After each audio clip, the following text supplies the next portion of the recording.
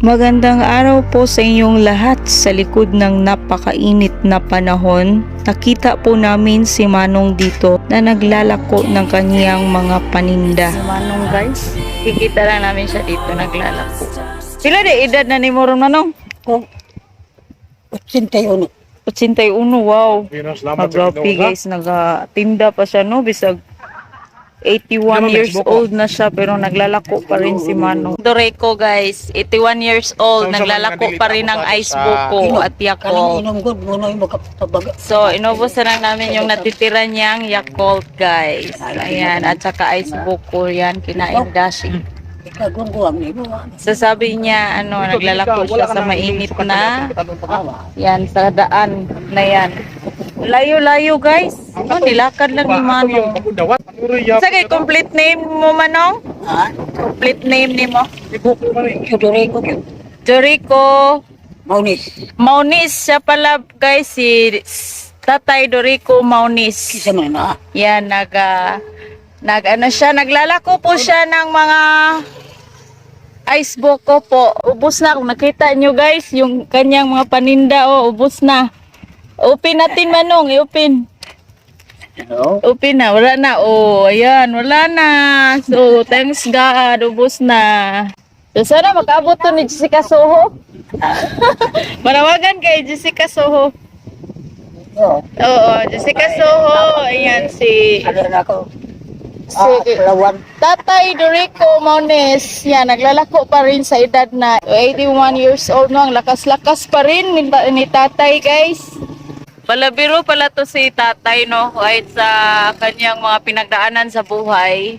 Sabi niya, marami na daw pong mga nangangailangan ng asawa.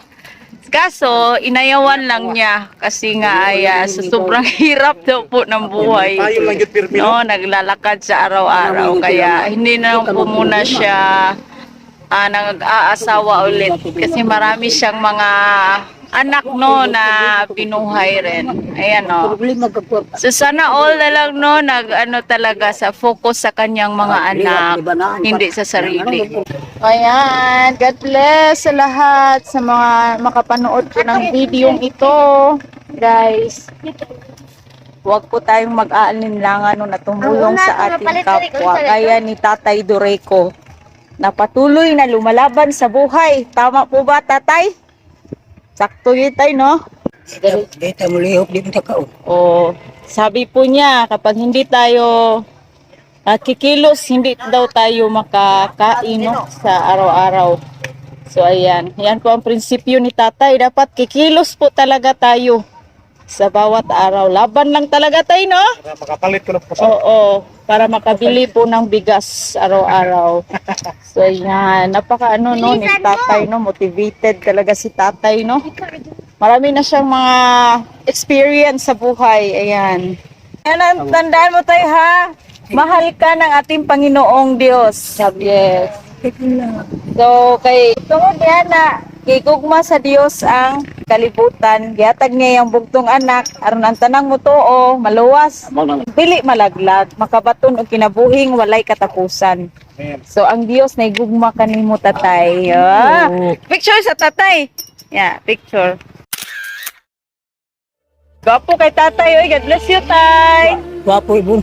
Daghan pa kang mga grasya madawatan tay ha. Uban sa tabang sa Ginoo. Gigugma, gipangga ka sa Ginoo. Siyara mo mo na ibaw. Oo. Mahal ka ng Panginoon tay. God bless you tatay. Amping sa imong sigiglakaw kada adlaw ha. Yan, ato na. Tayo. Oo. Pauwi na po si tatay. Ayan po. God bless po. Yan. Sana matulungan pa natin si tatay guys. Mabalikan natin siya.